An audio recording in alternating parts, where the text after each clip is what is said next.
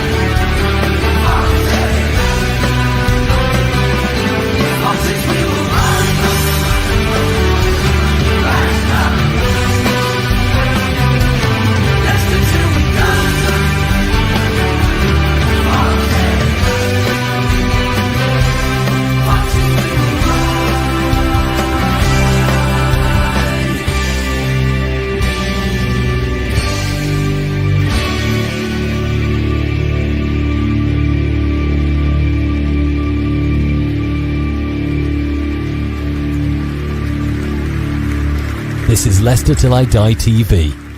Watch and subscribe on YouTube and listen on your podcast platform.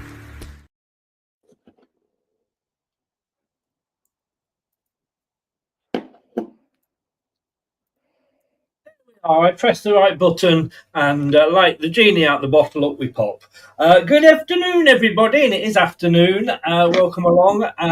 Don't forget, do all the normal stuff, whether you're watching live or whether you're watching on catch-up, like, subscribe and share. And if you're listening via your favourite podcast platform, don't know why you would when you've got, Beauty and the Beast here. You work out which one is which, but... Well, thank you for lending us your ears. Good afternoon, Kate. How the devil are you? Yeah, I'm all right. I'm glad it's Friday. It's felt like a long week this week, but I'm really looking forward to tomorrow's match. It's going to be an exciting one. It's going to be a bit spicy. So, yeah, the weekend's nearly here. It is going to be a bit spicy. I managed to get a Coventry fan on last night, and they're feeling very confident. So, we will see where that goes. What do you predict for the score? I went 3-1 Leicester. See, I'm going 2-1, I think. And I think we'll concede first again. I've just had this, we've got that little hiccup at the moment where we start slowly. And I think that's it. It's been such a long time since that we've done that. I think we used to start slowly under Brendan at times. And you're not really seen us come out the blocks probably since like the Pearson Ranieri era, to be honest, where we just used to fly out the blocks. So, I'm predicting that Cov will be definitely up for it. But I think every single team is really up for it with Leicester this season. I think they can all galvanise an extra 10% in their own efforts because we are the giant, if you like, in a way, or one of the giants in the league. And I think it makes people bring their A game. And it's low risk to them. It's way more risky for us that we could lose at home to them, whereas it's a bit of a free hit. And that's how most teams approach us this season. Indeed. Josh is in. Hi, Josh. How are you? So is Andreas and Dorco. Awful Gamer, a.k.a. Brad, is in. You know what they say, no DACA, no party. And Jim is in for all the way from Florida. Good morning to you, Jim. Chris and Kate, love this segment, he says. Good, because it's been a while. This is the first one for about 18 months, so you've been waiting a long time, but we've resurrected it. I just look like I've been resurrected. And Jeff is in from the Philippines. Now, Brad said there about... And Wayne is in. Hey, we got the gang in. We're having a LTIDT massive. Did you see the interview with Ricardo, Kate? Come and walk my dog. You're on mute, by the way. Sorry, I was faffing about with my camera. That's the most sense you've made in a while. I know everyone wishes they could mute me, right? I did watch the Ricky P thing. Oh, we all love Ricky P, don't we? What an absolute gentleman. I just find probably a manager's dream. Breaking news, it's the first of a new series that they're going to do with the team. And the next one up, and I've got the release here, is DACA. Okay. Don't know if you can see that at all. How long did it take you to come up with this? I know. I don't waste my afternoons, I really don't. Time well spent. Come on a walk with me and our striker. Bless him. Bless him. He may get a goal by the end of the season. Is it actually a new segment though? No. Not only in my mind. Only in my mind. That's all. I couldn't resist it. Like I say, don't never waste my afternoons. Couple of bits of news. Luke Thomas signs a new deal. I guess with what we're going to be talking about in a second, you're not disappointed with that. I feel a bit mixed about it actually. I love Luke Thomas as a player for us in terms of a servant. I think he's been really good for us as a servant. He's always there to be asked, and I think he always gives his all. But I just feel like a bit of a JJ situation with it. That is it a horse that's ran its race for Leicester? If we are really wanting to the future to look like a permanent Premier League position, then does Luke Thomas form part of that plan? But similarly, I prefer him to VK, and that's all we've got at the moment. But like I say, Luke's a local lad. He's a Leicester fan through and through. So I'm pleased for him. It's good for him, and I suppose if he has a good season this year in the Championship, or even next year if we're still in it, then we could get some money for him. He's back signed his 4-year contract, isn't it? So it's 2029. So we could potentially get some money there from a Championship club. But so I'm a bit mixed about it. Because I like Luke as a person. I think he always gives his all. But similarly, I'm not totally sure if he forms part of our future. I think as well for me, I prefer him to VK, like you say. I don't think VK is particularly awful. I don't think he was used right. I mean, every time he got the ball up ready to cross it, there was nobody there for him to cross to last season. But I think if we'll probably make more money from selling Victor. And I think if somebody's going to possibly stay as cover, it's more likely to be Luke than Victor. Yeah, I would agree with that for sure. Yeah, I feel like VK in particular has got less dynamism than Luke. I feel that VK is very one-dimensional. And from the rumours that you hear, I think he's a little bit troublesome and probably thinks the Championship's beneath him, whereas Luke would give his all Premier League, League Two, whatever it is. Luke's got a really good attitude and application. And, like Craig says often, Craig always feels that positionally he's one of our best defenders. It doesn't mean he's brilliant positionally, but in terms of what we've got, when he plays Mohamed Salah, for some reason, he brings out an absolutely great performance. So the potential is there. Like I say, his heart's with Leicester, and that's, with what Marti's trying to build, he wants players who want to be here. Yeah. Jim's got his wooden spoon out and he's staring at it here. He says, ask Kate if Ricky P is worth the money we are paying him, which is 75 grand a year. And this is because I said at 75 grand a year, he shouldn't just be... A week, 75 grand a week, even worse. We shouldn't be having a player who's half the time he's going to be on the sick table. And, that's with hindsight, isn't it?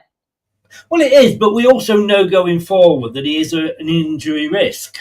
And I just feel that, and again, why are we only bringing him on? And all right, for one game, maybe we're easing him back in. But I just think, well, we'll have a look at the moment, and I think you might agree with me that he should be starting now when we're paying him that much. Potentially, I mean, for me, the money thing's irrelevant because Ricky P didn't decide how much money we were going to pay him. So it could be on 10 grand a week, it could be on 90 grand a week. It's about the performance and the application of the player. And now that Vardy's gone, Ricky P is probably everyone's first choice for the leader in the dressing room, which is worth a lot of money in itself. I also think that Ricardo probably can't do 90 minutes every game for 46 games because of his injury proneness. And he is... these injuries, sadly, like JJ's different. JJ had identical injuries, but they didn't have the fallout with his body like Ricardo's has. These double injuries with Ricardo have wreaked havoc in hamstring injuries and stuff like that ongoing.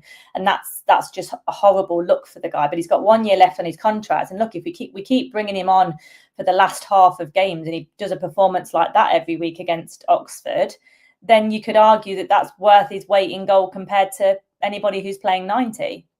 Yes, yeah. There you go. Solskjaer, isn't it? Solskjaer probably wasn't worth monetary what he was getting paid per week at the time, but he was the ultimate super sub. Yeah. And game. So if we can keep Ricky wrapped in shrink wrap, not make him play 90, but play 45 to 60 every week, that might be where we get the most money from him. So might be indeed. And there you go, Jim, the voice of reason as always, Kate. She's firmly put me back in my box and shut the lid on me. I mean, if you're realistically asking if anyone's worth 75 grand a week in our team, then probably not. But that's football wages are mad. Yeah. But like you say, he's in his last year anyway. But look, great news for Abdul. Goal of the month. We were totally ignored in the Manager of the Month stakes, which I found a little bit strange that he wasn't even included for what he'd done in such a short space of time. But look, you can't argue with that, can you? No, his goal was absolutely class, and it won't be the last we'll see of that kind of goal this season either. We were obviously really pleased for him because you never know how a player's going to return after that kind of injury. So, yeah, what a great start for him, really, and hopefully that continues. Yeah. Well, let's have a look at what you would like to see as a starting 11 against Coventry. We've gone for the 4-2-3-1 basically because we know that's what Marti's going to start with. So there's no point picking 4-4-2 or 5 or anything like that. Very surprised that you started with Bekovic in goal, though. Don't be silly. I saw he's doing the Premier League show on Sky Sports News, I think, at some point this weekend. Is he? Yeah, I saw it. I took a photo of it yesterday. Let me just double check the photograph. Yeah, because I was watching Sky Sports News yesterday and it came up. Yeah, Premier League show with studio guest Begovic. Oh, yesterday. It was yesterday at 5 p.m. Oh, Bekovic is. Sorry. Yeah. I thought you meant Solarchik is. No, Begovic, sorry, yeah. Busy boy. As long as it's not 12:30 on Saturday, we'll be all right. But maybe Bekovic is the new Cody. Who knows? Oh, I hope not. But anyway, look. I mean, I think if there's one player that's guaranteed his place at the moment, it's Stolarczyk. We bought another goalkeeper who's injured. Well, it wouldn't be Leicester if we didn't buy the odd injured player every now and again, would it? But yeah, you get one-legged ones really cheap, so you can't have it both ways. This is it. You joke. Right, let's go along your back line there. Yeah, look, I've been screaming for this for about the past three weeks since he's sort of started coming back. Surely it's time for Ricardo to start a game. Yeah, I would think so. But look, we don't know his body. We don't know. I've got no idea what's going on with Ricardo. It may be that he can only do an hour. I don't know. But yeah, if push that aside, I think it's time. He did 45 comfortably, or hopefully comfortably, on Saturday, and he had no repercussions from it in the following days. And he looked great. That knitted everything together there with Winks in the middle as well. So yeah, I think I'd like to see him start really, or at least do the first half. If you know what I mean. Well, I was going to say. There's a lot to be said for players coming on when the opposition's tired and what have you. But if we're chasing a game, like say we were against Oxford, is it not best to start with your better players, and so to hopefully get into the lead, and then if he's struggling, take him off and bring Hamza on? Yeah, that's what I would do. But you often see it, don't you, in cup games even, or those games where you think it's going to be more straightforward, that you often start with the weaker side and then bring on the cavalry if you need them. And I never get it that way around myself. I think you may as well try and bury the game at half time and then send out your reinforcements. In terms of like Hamza would be really good at, say, holding on to that 2-0 lead or something like that. I would prefer that rather than bringing Ricky P on when you 1 or 2-0 down. Yeah, that's just my view. Obviously, him and Winks did really well on Saturday. But yeah, I think hopefully we can see Ricky P because he's club captain. All the fans love him. And I think, there's an expectation about it at the minute. Yes, yeah, I'm with you. I think you should all. I understand cup games, and talking of cup games, bad luck, Forest. Did I sound sincere when I said that? Not one bit, no, but that's okay. Good, because I wasn't trying to. But yeah, for cup games, I get it because you've got to give these other players, a run out. But I'm sorry, for me, start with your best, get in front, and then because you're not always going to be able to get it back. I have to say, I agree with your back line here. Colin Vestergaard is your two centre backs. I toyed the other day against Oxford with actually having Faze back in my starting 11, but Vestergaard just does the job, doesn't he? Yeah, in this division, he's all right. Yeah, Vestergaard's class in this division. I really like him in this league. Okoli has not really covered himself in glory, but similarly, there was a time last year, and I'm going to fall on my sword here and say that I didn't want Root-Pass to play for Leicester City again because he drove me insane. And I'm still in that camp a little bit. I know he's put in some decent performances coming on as sub, and it may be that Marti is trying to win him round and get his attitude and head right, because that is Root's biggest problem. We know he's got some quality, we know he can be a really good defender, but he has that personality side where he is wild. He can be wild either with the fans or in his attitude or just in his play generally. He can throw a wild challenge in or do something so weird. And I know Okoli's not been great. I think his positional play can be quite poor, but I think Marti will go for this and just stick with what's done him okay so far. And I think it's fair play. Like, Woot's had loads of chances. Yeah. And we need to, same with Skip when we come on to him. Some of these guys haven't had the same run of games as what some of their peers have. And I think players do need it. Yeah, and I think Nelson, do you think that boat's sort of sailed in this way? No. I hope not, as that would be really gutting. I feel he is the future still, and I think he had a horror performance against Huddersfield, but that's just one of them. I mean, for God's sake, no one was very good in that game at all. It was lackluster, and it was. I like to think the Leicester of old now, pre Marti's input and pre Marti kind of giving them a going over in training, with their attitude. So I think if we played that game again tomorrow with the same team, I don't think we'd lose it. So. Yeah, we'll just see what happens. But Okoli, hopefully he'll pull something out. I think out of the four, Okoli, Vestergaard, Nelson, and Faze, these are the two I think that Marti's going to be starting most weeks. And I think Okoli, he's got it in him, but it was never given a run, like you said, under Rood, where. If he's given that run, I think he can, he can only improve. And I think he will. And I think I think it's always going to be Okoli +1. Yeah, absolutely. I think Okoli does need a solid partner. Yeah. I think there's quite a few in the team like that. Samari's probably similar. But, Nelson is probably going to be called upon straight away if there's an injury potentially, or in the FA Cup when we get round to that. You've just got to go with Okoli a bit, really. But I hope Nelson isn't out of the running any capacity. I don't think Marti says he is. I think Marti says he still wants to persevere with him, and he did really well last year in the Championship. So I think there's been an injury issue, hasn't there, from what I've read? So, we'll see. Yeah. I don't mean that his future at Leicester's sailed. I don't think his position as a starter at the moment, but it's a long season. And as we've seen, players are going to get sent off.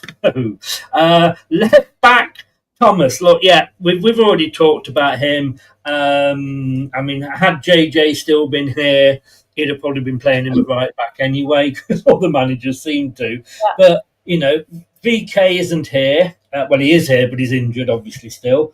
Still trying to get back, match fit. And... I suppose the only other one is Aluko, really. So Thomas, again, is a shoo-in, really, isn't it? Yeah, he is. And that always makes me feel a bit uneasy. I don't think any player should be a shoo-in. We've had that problem in the past where it just brings about complacency.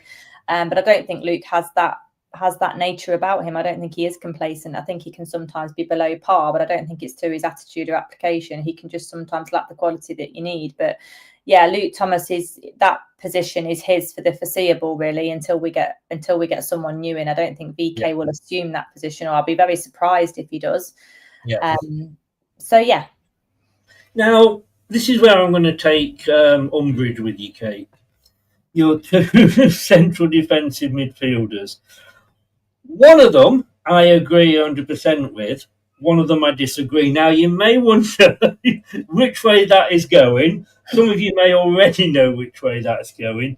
James look, we bought him. We might as well use him. He's a fantastic player. I think that we can develop. I think we will end up signing him as long as nothing happens at the end of the season and he performs well. I agree with James starting. Knowing what you said about Skip over the past 12 months, and yes, he has started to improve a little bit better. But I've got to say, is this not when somebody said to me, what do you think of when somebody says Oliver Skip? Well, if you don't want it, throw it in the rubbish. Nice one.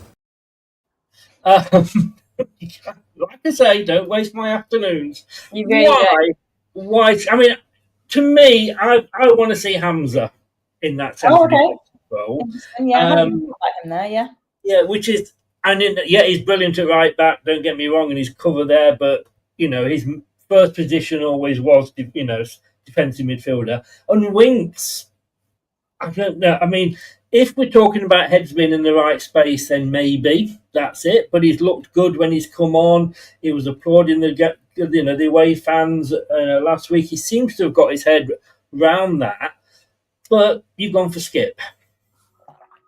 Yeah, I think that's what Marti will go for. I genuinely think that's what Marti will go for. Look, I think Winks, if you're talking footballing, there's no comparison. It's night and day. Winks has shown his quality every time he's come on, and he has been a professional on the pitch when he's come on. I just think there's still an edge to Winks that he's not quite where Marti wants him to be in the right headspace, and that's why I've not picked him. I think it may be a week or two. If he starts him tomorrow, brilliant. I'll be confident that Marti is confident that Winks is kind of back on board and back in the game with his head.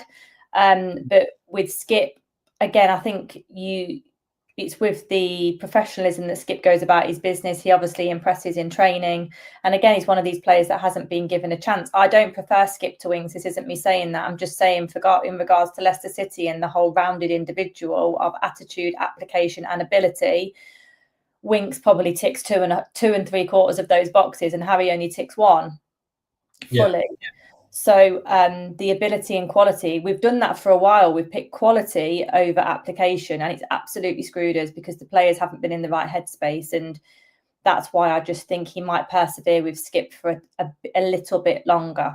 JJ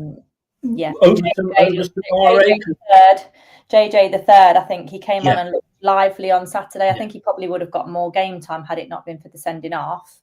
And he looks like he's going to cover every blade of grass and be that box to box that we've been wanting since KDH left, really, and since the Drinky days. Yes.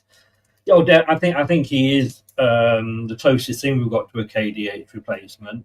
I mean, like I said, the two I would like to see. Wayne said now. Apparently, Marti says Skip's very good in training. My dog's very, when I used to have a dog, I used to take it training. It was very good, but still shat on the kitchen floor when I got it home. It's about what they do on the pitch. But we'll give Skip time. But he hasn't been bad on the pitch. He's just not set the world alight. No, and he's better than he was. And like I say, everybody got a fresh start when Marti was appointed. So let's see how that progressive. Probably we've got Brad on Twitch crying into his porridge at the moment because you've dropped Samare. Yeah, man, I find him really. I find him such a mind F. I couldn't think of another word. She does swear, everybody. She does swear. Yeah, he just mashes up my brain because you look at this guy who's got every attribute you could probably want to be an absolute player. And there's just something that short circuits with that guy. And I feel like he needs a really strong partner, which he doesn't find in Skip. He may find it in JJ. He always finds it with Winks, and he didn't find it with Wilf because they were too similar. But Samare, for me, isn't an independent thinker enough to be the midfielder that we want him to be. He has moments. There's a couple of minutes a game where he'll put a proper sprint on. You're like, flipping heck, he's so exciting to watch. Yeah. But Samare, for me, genuinely offers zero. Yeah. No, I wouldn't. Again, I wouldn't argue. We've only got JJ for the season. Like, there's 40 games left or whatever. So if there's an option to buy him, we need to have a damn good look at him. We know what Samara is about. He's had enough years to prove it, and he hasn't. So exactly. And we have got the option with James. Now the next one, I think the decision's pretty much been made for us all. I think had he not got sent off, we might have seen Aaron Ramsey there again. Look, for me though, he wasn't in the game until he had that shot, and then within a minute he was walking off the pitch. So we haven't got him for 3 games. He's apologised. Look, he's young. He was, first game, he wanted to probably make an impression. His enthusiasm was a bit high. It happens. And I think it was a red. Was it you? Was it a red? It's a 2025 red. Yes. I mean, okay, I can't argue with that. Yeah. I mean, when I looked at it, wasn't particularly high. It was late. It was a bit late, and it was a bit aggressive. And you just knew as soon as you saw it, the ref was going to give the red. I don't like to see those types of fouls given a red card on any team, because I think refs should be encouraged to keep 22 players on the pitch if they possibly can. It was his first foul. You never see warnings get given anymore. I think the game's become a bit silly. He was reckless, don't get me wrong, but it wasn't dangerous. It was just one of them. He got frustrated in that moment, but the way the players reacted definitely contributed to the referee's decision without a doubt. And I just think a yellow and a warning to say another foul, mate, and I've got no choice. So watch yourself. Yeah. I don't think you see enough of that. I think that is a Premier League red card, though, because I think it would have gone to VAR, and I think VAR would have given it. Maybe, as you said, it is a 2025. And if anybody wants to watch real football, ITV4, the big match revisited. My God, you see some tackles going in there. That was when men were men. I don't know if you're a fan of John Bishop, but I watched a clip of him the other day, and he was moaning about women's football. He said, "Do you know what annoys me?" He says, if they want to play a men's game, play it like men. I said, I see them being tackled and going down, and they get straight back up again. And he said they shouldn't be allowed. Fair play. Fair play. Well, you wondered where that was going, didn't you? Yeah, I really did. Yeah. He said, I haven't seen one of them argue with a referee. So it's like, but you've got Ayew in that sort of number 10 role. Makes sense. I mean, I could see him starting a lot, and I was right up until this point, but he isn't an out-and-out striker. And I think that role there is perfect for him. Yeah, I think so. Look, Jordan's one of them. He's not easy on the eye. And then as a player, like he looks like it's a bit lethargic, and he's always on the floor, and he can be really frustrating. And then when you look back, like retrospectively after Saturday, you're like, he was absolutely brilliant. He didn't really put a foot wrong. I feel like he's the fittest he's looked since he's been with us. Like, I think he looks really lean, and that's probably credit to Kingy for getting them all sharp in pre-season. And yeah, I think he's gelling a bit more. This might be because Jamie Vardy's left, because living in that shadow and knowing you're never going to get a look in is difficult as a striker. Like, Daka's been in that position for years. So Jordan's finding his place, and I think his sort of stoic professionalism's coming through in is that he's a proper player with a football brain. It doesn't mean he's not going to frustrate the hell out of you at times, but he can do really well, and he has some moments of magic, and we're starting to play his way a bit because Vardy's gone. Yes. So, I think, having this guy on loan as well, Carranza, which we'll come on to, I think Jordan will relish linking up with someone like that, and hopefully you can nurture him a bit as well. And I have to say, fair play to Jordan Ayew, because I reckon, and I've no idea, but I reckon he might have gone to the club and gone, give me the number 9 shirt. I've been not. Or maybe he's not an ego, and he's like, I don't care, put number 99 on my back. Yeah. Because can you imagine a new player coming in and being given the number 9 shirt? That's like, having a huge weight put around your neck, isn't it? Yeah, it really is. But Jordan, I don't think Jordan's weight, is too old for this kind of nonsense. Well, that's what I mean. Yeah, that's why he's probably saying. He just gets on with it. He's here to do a job. It seems like Marti's putting an incredible amount of faith in him. And also pressure, like Marti will know he's one of the, if not the oldest player on this pitch that we're looking at now. I think he is the oldest by some distance. He is, I think, so with that comes the weight of seniority and responsibility. He's not a captain, but he has that weight that Jamie would used to have, because they're both, stoic professionals. So Jordan's doing all right. Like I say, he doesn't look the prettiest to watch sometimes, but when you look back, you think, yeah, do you know what? He did all right. He did really well. I still go back to what the Palace fan said when I interviewed him about when we signed AU, about what he'll do, and he said, he'll hold the ball up for you. And, if you need the play breaking up, he'll get a foul. He will make the opposition foul. And that's what he's very, very good at. And as I say, in that position, I think he'll be really good. And I don't think we've really seen him in that position yet, have we? No, not really. And I think centrally might help him a bit better, because he's got more options to pass, because he can obviously lay back to James and Skip. He can pass out wide to the wingers, or I think his passing's been really good, like through balls. He's positionally really good. He just doesn't look pretty. He's not Bilal, or he's not a Winks where you're like, oh God, he's majestic. You're not choosing which players you put in the team on their looks, are you, Kate? No, I don't mean that. You know what I mean? The prettiest of players. Yeah, like I say, it's not like Wayne's just put there the IU loving. It's not the loving, it's just I think sometimes he deserves a bit more credit than he gets, because he's the prettiest player to watch. But actually, he does put a shift in. He puts a real shift in for us. He was one of those that I wasn't keen when we signed him, but I like him now, I must admit. You can't drop Fatawu when he's just won goal of the season unless you're called Ruud van Nistelrooy. I'm sure at some point maybe we'll see Bobby de Coventry come on and take over the oldest player on the pitch record from AU, because I think he's older. But you've gone for Fatawu again. Got to be one of the first names on there at the moment. The other side, and this is where we know is your favourite gin. We know that, but you've Wayne's going to be crying. He's gone round to Brad's and asked for his tissues. He'll be crying because you've not picked Monga. I think Monga seems to work better as a super sub, to be honest with you. But as the Coventry fan reminded me last night, he is a Coventry lad. Yeah, true. He's going to be a bit split tonight, isn't he? He's going to be losing sleep tonight, maybe. Yeah, the same with me. I think Monga's at the moment a sub. I think, again, he probably would have come on last week, but Ramsey had other ideas. Yes. So I think he will always be included. But I think the game he started, was it Charlton? No, did you start Hartlepool?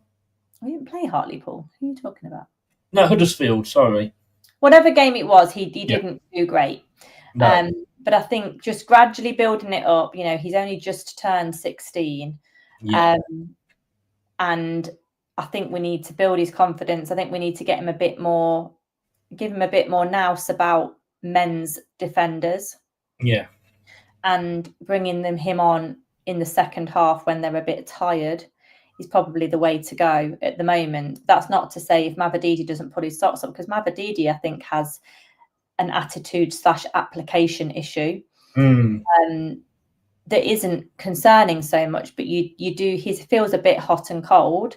So, his position, he will well know, is under threat, which I think is always good to have healthy competition. So definitely. Mavididi is the starter for me at the moment. I think you can't really argue with that, because you can't put it all on Monga. No. He'll be there at half time still doing his own work, won't he? Let's be honest with you. Don't give me another 10 minutes, Governor. I've just got to work out this mathematic problem. But Mavididi, again, he frustrates me as more than anything, Mavididi. But he does tire the opposition out. He does seem to have a couple, at least two on him at most of the time. And then to bring Monga on as that super sub when the opposition are tired, I think it is brilliant. And look, up front, you could have gone Daka. You could have gone Bobby de Coventry, could do that, but you've moved AU back, so you've put everybody is thinking. Sorry? Julian. I thought you said Julio there. Thought you're going to burst into song. Begin. Those of you of a certain age. And I want to see him. I think we would have seen him again, like you say, on last week if Aaron hadn't seen red. I want him to. I mean, the best thing for him is to come on and score a hat trick, A, against Coventry, and B, is your first start, and C, it's at home. He would become an instant hero, wouldn't he? I'm here for that. That's what we're all waiting for. Yes, yeah. But yeah, I think you've got to give him a go. I think, again, he's a lone player, so we've only got him for a limited amount of time at the moment. Interestingly, Marty did labour the point in his interview on the BBC thing that he will need time. He laboured that point quite a bit. So I wouldn't expect amazing things. He's got to find his way. He's obviously never played in this country before. But from what I've seen of his highlights reel and stuff, he's got both feet comfortably. He seems to be able to play on the fringe of the box quite well as well. Some of his offloading's really good. So he's got the skill set, I think. And, you just got to have the tenacity about you as well in that role against some of these Championship defenders. Just keep plugging away. That's what Mavadidi needs to do more. Keep plugging away. Get the fullback on a booking as soon as you can. That would be my target at starting the game. Just keep hacking the fullback and get him on a booking. There's another side to you, Kate Blake, isn't there? But yeah, just keep plugging away, and I think Fatu, Mavadidi and Ayew can really provide him with some hopefully good assists and certainly some opportunities anyway. Well, when we signed him, because I've not really asked you this, but very quickly, because obviously I know you're on a limit with it being lunchtime. But last question, very quickly, your thoughts on him when we signed him? Didn't know a lot really. I had a look at his highlights reel, like I said, and I was pretty impressed. He seems not really. That they ever show anything bad on the highlights reel. No, I like to see the types of goals that he's been able to score, and there is a variety, and from all distances, and he's been involved often in the build-up of that goal as well. So he's a busy player. He does come back for the ball. He's a busy player. We did want a number 9. It wasn't my pressing position simply because I wanted the midfield sorting out, and JJ the third seems to be, we've got that guy in now, and we could hopefully see, him pull some of the midfield along a bit. But yeah, I was pleased to get someone else in because we just know what Daka's about. I will Daka with every will in the world that he scores, but he doesn't. I know he tries hard. I know he's got a really good heart and he wants to do well for us, but it's just not happened. And we do need another option. Indeed, and it takes the pressure off Daka a little bit as well. And Ayew, he takes the pressure off Ayew. Like Ayew's a sprint, as we know. Like if that Oxford mislaid pass on Saturday had been a yard further away, you wouldn't have got it. No. You'd like to hope that maybe, is he 26, this Carranza, 25? Hopefully he would have been able to get it. Like he's just got the speed. He's got the initial 5-yard sprint, which Ayew just doesn't have. And Daka does have, but he doesn't have the power and the ability to back it up in front of goal. So, something different. I think, had it been a yard further ahead, Daka would have actually got to it, but he wouldn't have scored. that's the difference there. Yeah, absolutely. Something exciting for us to get our teeth into anyway, for once. Yes, indeed. Brad just said, quick quiz question for both. Who was the last Leicester player to score a hat-trick in his league debut? No idea. Absolutely none. I thought you would, because I'm struggling there, and I thought Kate will know. Because I have to say, it took me a while when you kept saying JJ the third. I had forgotten about Julian Joachim. Oh no, then it's JJ the fourth. Is it? Yeah, because there's Jayden Joseph. Oh my God, yes. Oh my God, he's going down. He's going down the list, isn't he? For Jordan long JJ Regal monarchy. yes, indeed. All of his ancestors before him. Apparently, it was Chris Wood. Oh, good quiz question, Brad. He's into this. He started doing quiz questions on the preview show that he does. Okay. Who got 5 out of 5? Just saying. I just thought I'd put that out there. That question, did you? So it's 5 out of 6 now. Oh, well, all right. You had to make that point, didn't you? I'll get my calculator out. I'm no good at math. As far as that 11 goes, I think we'll see Bobby. see Hamza. You hope to see Bobby? I think we'll see Bobby. I didn't say I hope. I think we'll see Bobby. I think we'll see Hamza, and I think we'll see Daka. Yes, yeah. And Winks. Thing is, though, we do know when substitutions are made, just on the ball, aren't they? He just knows what to do. It's not always like for like, and he'll swap things. We have a plan B. Well, we just seem to have a manager that looks at the game a bit like we do. I'm not saying that we're the experts, but we're obviously on the same track. We watch a lot of football, and it's interesting to see a manager just do the simple thing. Look at the bench, Ricardo and Winks, get them straight on. These are match-winning players, get them straight on. Whereas I feel like in previous managers, they overthink it. They're thinking about the formation and weaving in here and an inverted right back, and this guy's a false nine, and forget it. Just stick to what you know and keep it simple. And in the Championship, that will probably serve you quite well. And play players' strengths, most importantly. Bring on the points deduction and let's see where we stand. Kate, every cloud has a dark line in. Kate, you've got to go back to work. Thank you very, very much. Have an easy afternoon. It's Friday afternoon. Yeah, man. Put your phone on busy. Yeah. You going to the match, I presume? Yes, I'm going to the match, so I'll send you a video. Brilliant. And enjoy it. And bring back the 3 points, as everybody says. We'll try. Well, it'll be your fault if we don't. I've got no doubt about that. Kate, thank you as always very much. Cheers. Appreciate it. Take care. Bye. Bye-bye. Thanks so much to Kate there. She has to go. She's on her lunch. We did this. Did everybody like that? Because I've got to say, we did this a while ago. And then we kind of stopped it because it became... I don't know who was manager when we did it. It might have been Brendan's last season. I think it's good to see, compare that to the team when it comes out on Saturday and see how close it is. Guys, thank you very much. Please do, thanks for joining us. Please share the video with people who you think are Leicester City fans. Like it. Always helps the channel, and it's free, as is subscribing as well. And if you say you're listening on via your favourite podcast platform, cheers, me dear. I'll see you at 12 o'clock tomorrow for the watch along. Thanks, Guy.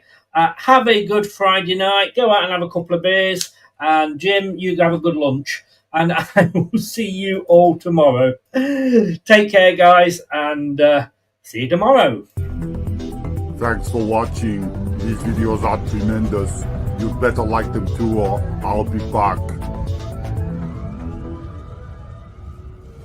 This podcast is proud to be part of the TalkSport Fan Network. TalkSport. Powered by fans. That will conclude this evening's entertainment.